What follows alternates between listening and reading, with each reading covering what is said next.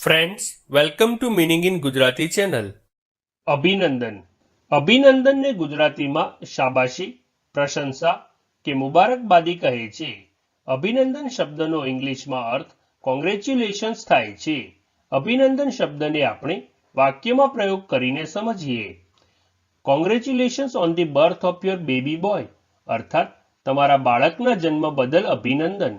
એક બીજું ઉદાહરણ જોઈએ.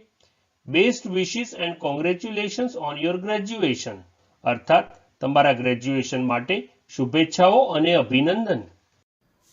Hello friends, how are you?